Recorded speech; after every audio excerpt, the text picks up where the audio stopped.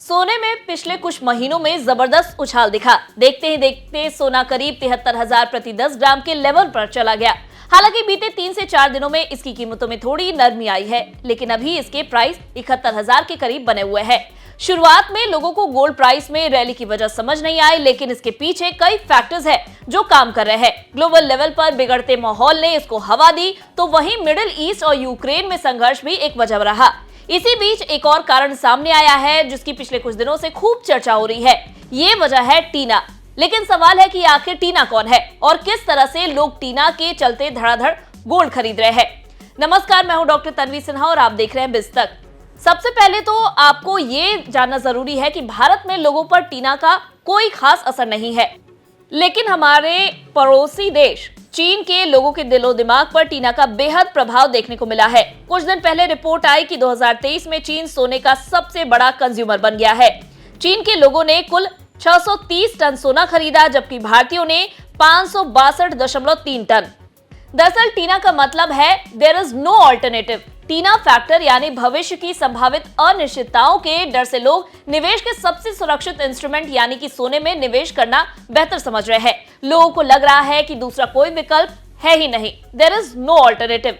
इसी वजह ने चीन में रिटेल दुकानदारों, निवेशकों, फ्यूचर ट्रेडरों, केंद्रीय बैंकों को सोना खरीदने को मजबूर कर दिया। इसका रिजल्ट है कि गोल्ड के भाव भागते दिखे। चीन में सोने के आभूषण, बार्स और सिक्कों की खरीद में पहली बार इतना बड़ा आंकड़ा देखने को मिला। बीजिंग की सोने की गहनों की मांग 10% बढ़ गई, जबकि भारत में यह मांग 6% तक कम हुई है।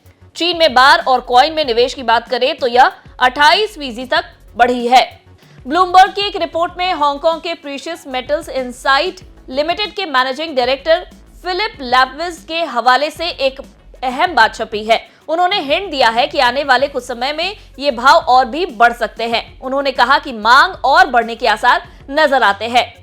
बता दें कि पिछले कुछ सालों से चीन में प्रॉपर्टी सेक्टर बेहाल है। शेयर मार्केट काफी उतार चढ़ाव भरी रही है, मगर कोई अच्छा अप मूव नजर नहीं आया है। साथ ही चीन की करेंसी युआन भी डॉलर के मुकाबले कमजोर पड़ी है। इन सभी फैक्टर्स ने निवेशकों का रुख सोने की तरफ मोड़ दिया है। सब कुछ देखने के बाद उन्हें टीना ही समझ में आता है। टीना मतलब दूसरा कोई विकल्प है ही नहीं। लैपविज को भी लगता है कि चीन में फिलहाल दूसरे ऑप्शंस नजर नहीं आते हैं। एक्सचेंज और कैपिटल कंट्रोल के कारण आप किन्हीं दूसरे बाजारों में पैसा डालने के बारे में सोच नहीं सकते हैं। हालांकि चीन किसी भी दूसरे देश के मुकाबले ज्यादा गोल्ड निकालता है, फिर भी ज्यादा निर्यात की आवश्यकता है। पिछले 2 सालों में विदेश में 2800 टन सोना खरीदा गया है और ये दुनिया भर के ETFs को बैन करने वाले कुल गोल्ड से कहीं ज्यादा है। ऐसे में सवाल है कि क्या निवेश का ये सही समय है?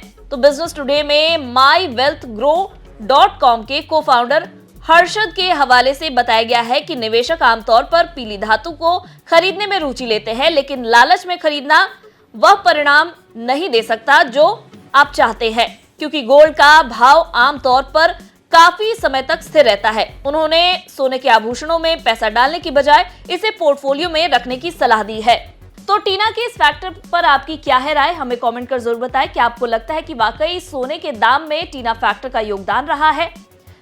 ये वीडियो अगर आपको पसंद आया हो तो इसे लाइक और शेयर करना ना भूलें। साथ ही बिजनेस जगत की खबरों से अपडेटेड रहने के लिए बने रहे हमारे साथ और देखते रहे बिज तक।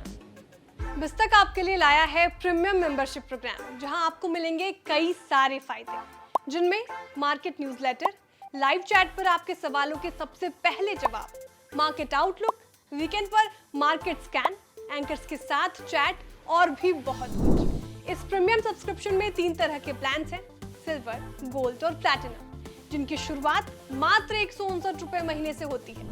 इससे जुड़ना भी बेहद आसान है। बिज तक के YouTube चैनल पर जाएं, ज्वाइन बटन पर क्लिक करें और अपना प्लान सिलेक्ट करें। बस बन गए आप हमारे प्रीमियम मेंबर।